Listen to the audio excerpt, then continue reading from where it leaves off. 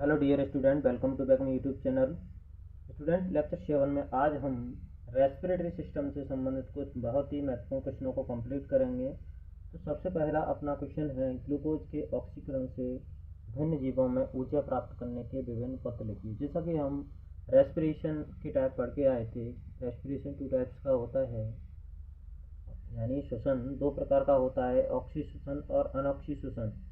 ऑक्सीश्वसन मतलब ऑक्सीजन की उपस्थिति में होता है और अनऑक्सीश्वसन ऑक्सीजन की अनुपस्थिति में होता है। लेकिन हम ग्लूकोज के यहाँ पर 3 पद पढ़ेंगे और तीनों पद से हमें एनर्जी मिलती है, यानी हमें ऊर्जा प्राप्त होती है। तो हम उन तीनों पदों को आज इस वीडियो के माध्यम से कंप्लीट करेंगे। तो सबसे पहले हम पढ़ लेते हैं कि जो ग्लूकोज होता है इसका फॉर्मूला C6H12O6 होता है। ये 6 कार्बन वाला अणु होता है। कितने कार्बन वाला होता है? 6 कार्बन वाला होता है। और जब इसका विखंडन होता है, तो कह सकते हैं इसके विखंडन का जो पहला चरण है, वो इसका विखंडन का जो पहला चरण है, यानी जो टूटता है, वो सेल के साइटोप्लाज्म में टूटता है। इसमें सेल के साइटोप्लाज्म यानी कोशिका द्रव्य में टूटता है। क्लियर? कोशिका तो सबने पढ़ी होगी 9th क्लास में। और कोशिका द्रव्य यानी सेल के अंदर जो फ्लूइड भरा होता है उसे साइटोप्लाज्म कहते हैं। तो चलिए इसको एक चार्ट के द्वारा समझ लेते हैं हम कि ग्लूकोज, सबसे पहले हम पढ़ेंगे ग्लूकोज कितने कार्बन वाला होता है? 6 कार्बन वाला। क्लियर? इसको लिखने की ज़रूरत नहीं, यहाँ पे मैंने लिख दिया है। सबसे पहला जो इसका चरण है, अभी बताया था, किसमें टूट रहा है? साइटोप्लाज्म में। अब ये ग्लूकोज टूटता किसमें है? इसका उत्पाद क्या बनता है? पायरुवेट। क्या बनता है? पायरुवेट।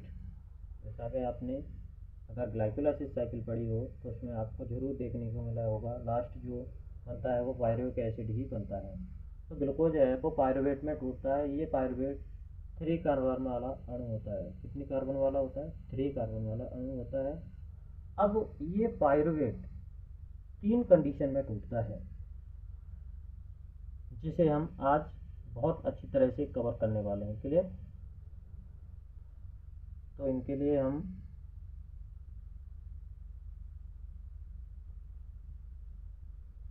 चलिए, पहला हमने बात की थी वायु की अनुपस्थिति। क्लियर? वायु की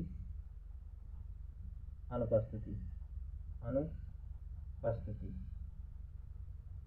वायु की जगह हम ऑक्सीजन भी लिख सकते थे। ऑक्सीजन की अनुपस्थिति में एनर्जी कैसे मिलती है? तो ये पायरुवेट होता है, वो ऑक्सीजन की अनुपस्थिति में जब टूटता है तो वो किस किस में टूटता है? इथेनॉल। इसमें ethanol plus CO2 plus energy यानी ऊर्जा। इथेनॉल की जगह हम एल्कोहल भी लिख सकते हैं।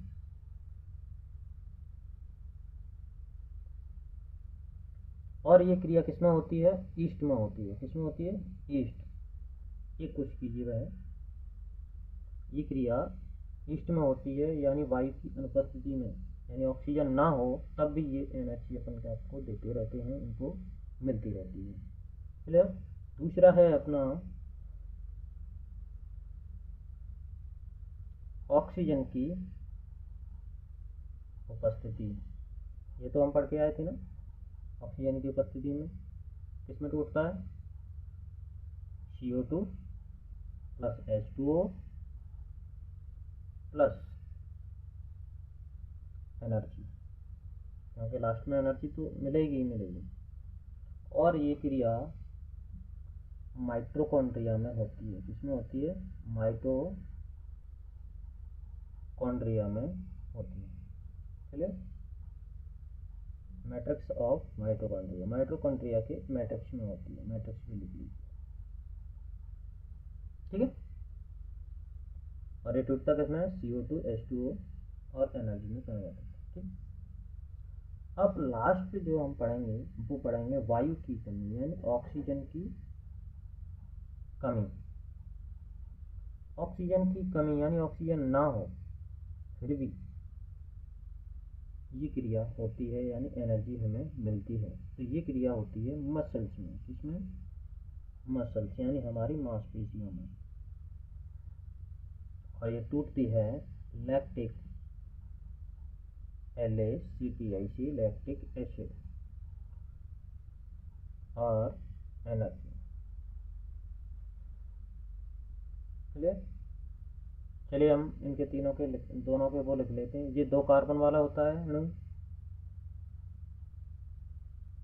इथेन आपने पढ़ा होगा 2 कार्बन वाला ही होता है। लैक्टिक एसिड ये 3 कार्बन वाला होता है।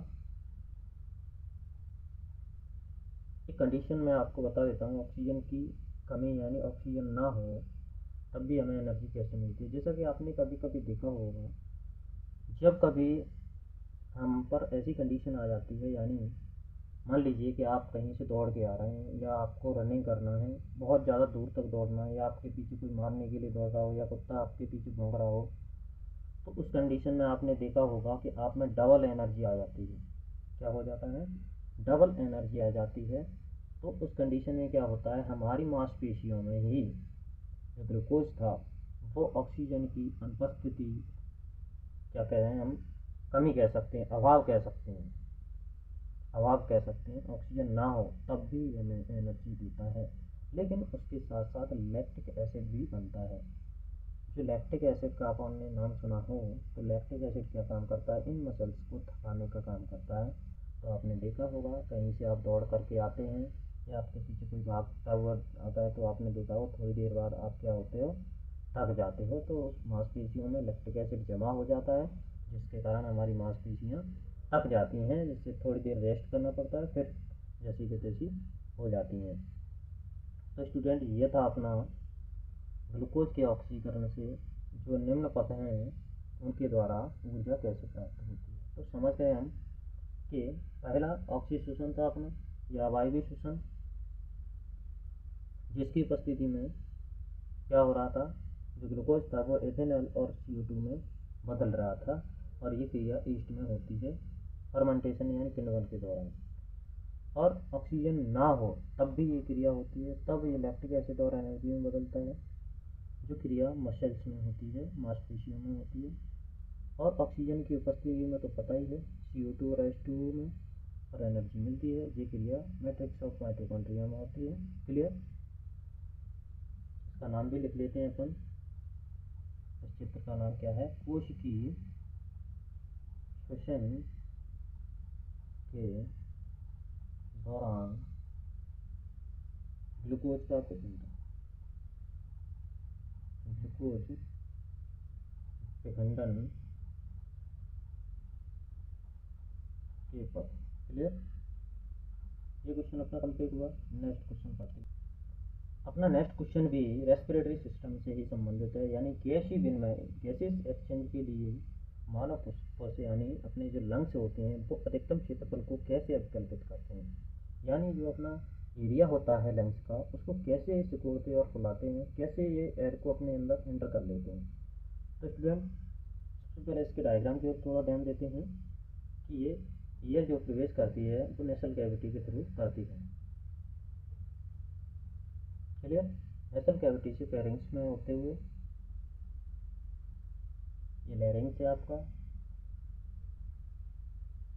और ट्रेकिया तक पहुंचती है।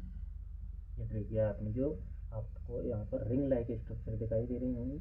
लैरिंग्स के बारे में आपने पिछली वीडियो में पढ़ चुके हैं इसके बारे में, लेकिन मैं यहाँ पर थोड़ा आपको इसीलिए बता रहा हूँ क्योंकि इसमें ये बताया जा रहा है कि गैसेस का जो एक्सचेंज है वो किस तरह से हो रहा है। ठीक है। नेसल कैविटी से होते हुए फेरिंग्स, लैरिंग्स और ट्रेकिया तक पहुँची। जैसे ट्रेकिया तक पहुँचती है तो ये जो नली है वो 2 भागों में यानी शाखाओं में डिवाइड हो जाती है, जिसे क्या कहा दिया है, जिसे कहते हैं ब्रांकाई। क्या कहते हैं, ब्रोंकाई कहते हैं, जिसे हम श्वसनी भी कह देते हैं, हिंदी में श्वसनी कहा जाता है।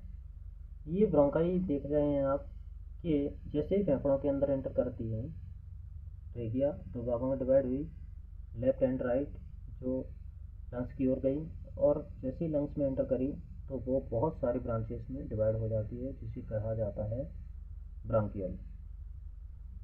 क्या कहा जाता है? ब्रांकियल कहा जाता है। और ये ब्रांक्यूल आगे एक गुब्बारे नुमा या कह सकते हैं थैली नुमा संरचना में जाकर के बट जाती है, यानी अंतिम इसका सिरा जो होता है वो थैली नुमा या गुब्बारे नुमा संरचना होती है, जिसे एल्वियोलाई कहा जाता है, वायुकोश कहा जाता है। यही मैंने आपको बताया था कल, ये लंग्स की बेसिक यूनिट होती है। यही है इंटर करने और बाहर निकालने, यानी ईयर को अपने अंदर एब्जॉर्व करने का काम यही करती है। जैसा कि इसकी मैंने आपको कल बताया था कि इसकी करोड़ों में संख्या होती है। चलिए, इसकी जो वॉल है, इसकी अगर इसकी डीपली स्ट्रक्चर पढ़ेंगे तो हम देखेंगे कि इसकी वॉल में काफ़ी सारी कैपिलरी आप नेट की तरह दिखाई दे सकता है, ब्लड कैपिलरीज यस कह सकते हैं, जो रक्त वाहिकाएँ इसकी दीवार पर मिलेंगी देखने को, जिसका एक तरह से नेट बना हुआ होता है। और जैसे ही हम सांस लेते हैं, क्या करते हैं हम? सांस लेते हैं तो ये क्या होती है? फूल जाती है, यानी ये पूरे फेफड़े में नहीं फैली हुई होती है, कॉर्नर में रहती है इस तरह से, थोड़े से हिस्से में, पूरे हिस्से में नहीं फैलती। और जैसे ही ये हवा अपने अंदर जाती है, जैसे ही हम सांस लेते हैं ब्रीथिंग के दौरान, तो ये फूल करके गुब्बारे नुमा संरचना बन जाती है और ये पूरे फेफड़े को कवर कर देता है। क्लियर? और जैसे ही एयर निकलती है तो ये फिर से सिकुड़ जाता है। इस तरह से इस गैस का विनिमय या एक्सचेंज होता रहता है। और ये डायफ्राम मैंने बताया था आपको, ये किसका काम करता है? ये सपोर्ट का काम करता है, डायफ्राम। चलिए, कोई दिक्कत नहीं है ना? नेक्स्ट नेक्स्ट क्वेश्चन है, प्रकाश संश्लेषण और श्वसन में अंतर बताइए। प्रकाश संश्लेषण, जैसा कि हम पढ़ते आए कि पौधा अपने भोजन को जो बनाता है, या कह सकते हैं अपना भोजन जो बनाता है, वो प्रकाश संश्लेषण क्रिया के द्वारा या फोटोसिंथेसिस रिएक्शन के द्वारा ही बनाता है। और जो सांस लेता है वो श्वसन क्रिया के द्वारा लेता है। क्लियर? चाहे वो पौधे लेते हों और चाहे वो कोई जीव लेता हो। तो प्रकाश संश्लेषण क्रिया के बारे में हमने क्या पढ़ा था कि इसमें भोज्य पदार्थों का निर्माण होता है, खाना बनता है, पौधे खाना ही तो बनाते हैं, यानी ग्लूकोज का निर्माण होता है। और इसमें क्या होता है? ऑक्सीजन के थ्रू, यानी कह सकते हैं ऑक्सीजन जैसे मिलती है इसके साथ, तो ये उसको ऑक्सीकरण होता है, या कह सकते हैं भोज्य पदार्थ होते हैं ना वो टूटते हैं। अब प्रकाश, दूसरा पॉइंट है प्रकाश की आवश्यकता होती है, यानी इस क्रिया के लिए, प्रकाश संश्लेषण की जो क्रिया होती है उसके लिए प्रकाश की आवश्यकता, सनलाइट की जरूरत होती है। जैसा कि हमने पढ़ा था प्रकाश संश्लेषण क्रिया में, श्वसन क्रिया के लिए प्रकाश की आवश्यकता नहीं होती, बिल्कुल नहीं होती। और प्रकाश संश्लेषण की क्रिया क्लोरोप्लास्ट में होती है, यानी क्लोरोफिल मैंने बताया था, क्लोरोप्लास्ट में ही क्लोरोफिल होता है, उसमें होती है। लेकिन श्वसन में तो इसकी ज़रूरत ही नहीं है। तो ये क्रिया होती है, अभी हम पढ़ते आए थे ग्लूकोज का जो विखंडन हो रहा था, तो कोशिका द्रव्य और माइटोकॉन्ड्रिया इनमें तो हो रहा था अभी। तो ये क्रिया कोशिका द्रव्य और माइटोकॉन्ड्रिया में होती है, जिसके थ्रू क्या है? एनर्जी में कन्वर्ट होता है। भोज्य पदार्थ कोई भी अपन करते हैं, ग्लूकोज ही तो एनर्जी देता है, तो वो क्या होता है? कोशिका द्रव्य और माइटोकॉन्ड्रिया में क्या होता है? टूटता है जाकर के। ये क्रिया माइटोकॉन्ड्रिया कोशिका द्रव्य में होती है, जिसके थ्रू एनर्जी निकलती है। और प्रकाश संश्लेषण की जो क्रिया होती है वो दिन के समय होती है अधिकतर, लेकिन श्वसन क्रिया तो हम कभी भी कहीं भी जब टाइम मिले तब, क्योंकि सांस के बिना रह ही नहीं सकते। और प्रकाश संश्लेषण क्रिया के लिए किस गैस का यूज होता है? CO2 का यूज होता है, ये तो पता है हमें। पौधे प्रकाश संश्लेषण क्रिया के लिए CO2 की ज़रूरत होती है उन्हें। क्या लेते हैं, CO2 गैस को लेते हैं, लेकिन श्वसन के लिए हमें किसकी ज़रूरत होती है, ऑक्सीजन की, इसीलिए इसे प्राणदायक गैस कहा जाता है। तो स्टूडेंट 5 पॉइंट से इसके हम कंप्लीट कर चुके, यानी यहाँ तक अपना रेस्पिरेशन कंप्लीट हो चुका। अब हम जाएंगे यानी भोज्य पदार्थ आपके टूट चुके। अब ये एनर्जी थी वो किस तरह से हमारी बॉडी में एंटर करती है, कैसे हमारी प्रत्येक सेल टिश्यू तक पहुंचने का काम करती है, तो वो लेक्चर 7 में हम उसको पढ़ेंगे। तब तक के लिए student love you, thank you.